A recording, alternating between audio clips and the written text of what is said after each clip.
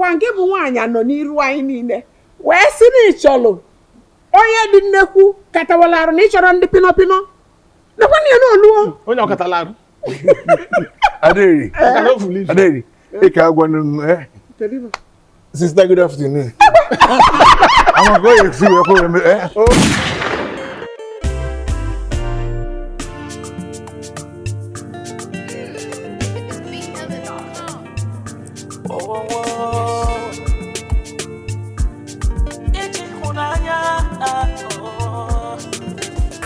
Brother, to get love is just no daisy.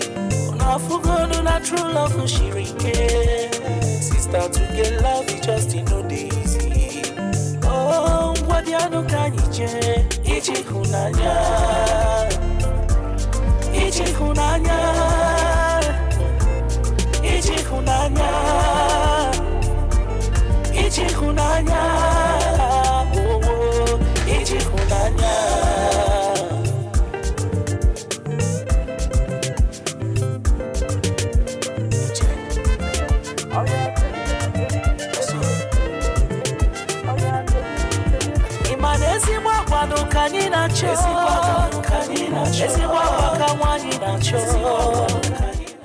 Ndị be anyị dejeni n'Ije Ihunanya nke ndị Ichaka Studios na-ewetala anyị.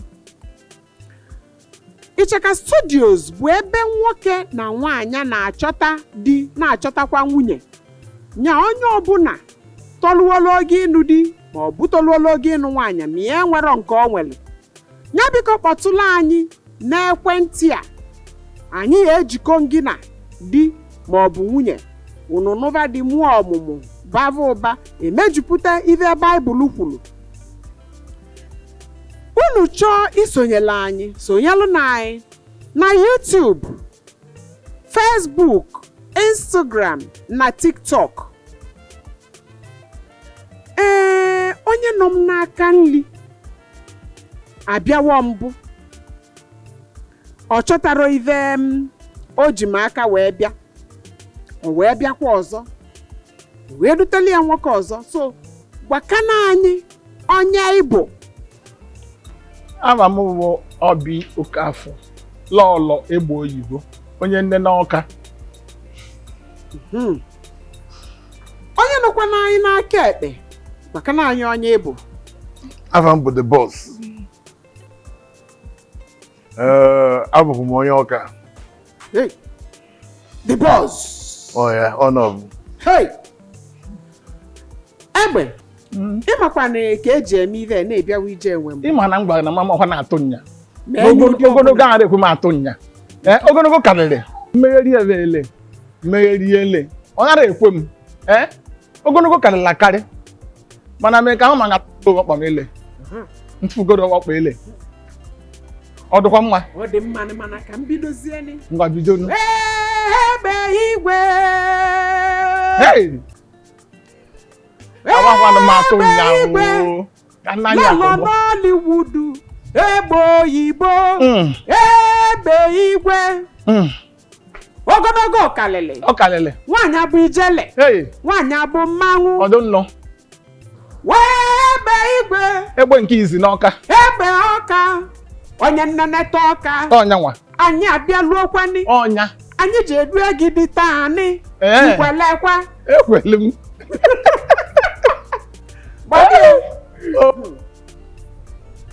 Anyị abịa. The boss himself. The boss onye abịaluokwani. Ekweni ọpụọ. Hai, ogede. Onye nneneta Ọka. The boss himself. Anyị abịaluokwani. Ekweni mmadụ akalia. Ogede. Ade. Ife kwuru ka na-eme. Oh yeah. Gwakana anyị ụdịlị nwoke ịchọrọ n'ọlọ Nollywood. Gwa anyị ụdịlị nwoke ịchọrọ. Iwe na chifu nke ba. Ịma mgbe nke ọzọ asị na nchọrọ onye dofio nwokolobịa.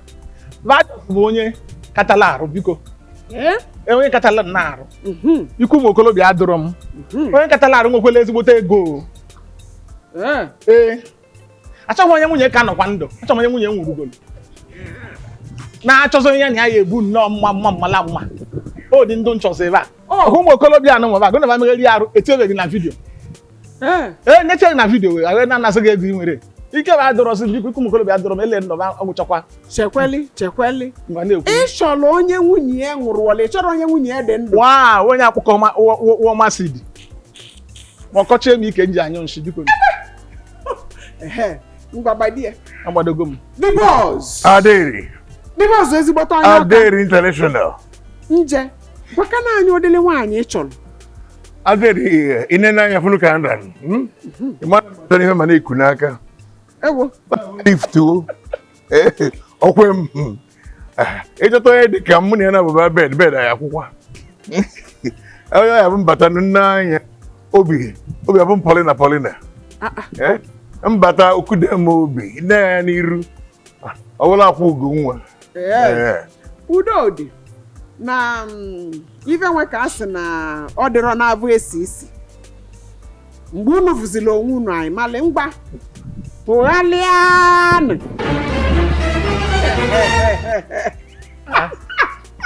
ode dị nke bịakwa dị nso bịakwa ebe dị nso bịawakwa mgbani nakwa na-asa na mma ugobel n'ọjị Uju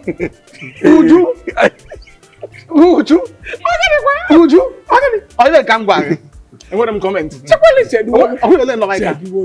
enwere m kọmentị o cheduwolu sheli ọkwa nke bụ nwaanyị anọ n'iru anyị niile wee sị na ịchọlụ onye dị nnekwu katawala arụ na ịchọrọ ndị pinọpinọ nakwa na ya n'oluo onye ọkatala arụ Aderi. Ike agwanụ Sister, good afternoon. I'm going to see you. I'm going to sister. You know, you can't know that name. I'm not like all this. Aderi. Oh, yeah, I didn't. Aderi, I didn't. I want some comments because.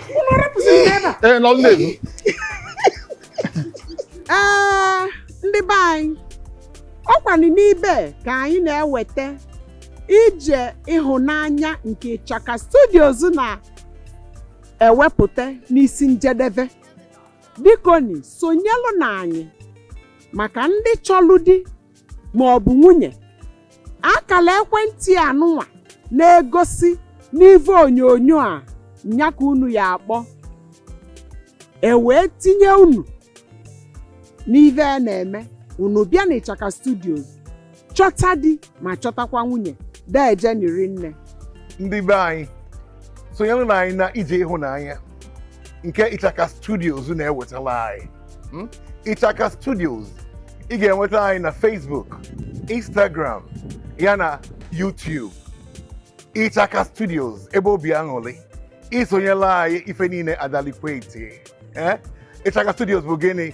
The #1 premium hub for entertainment. Ana m enekwa anya.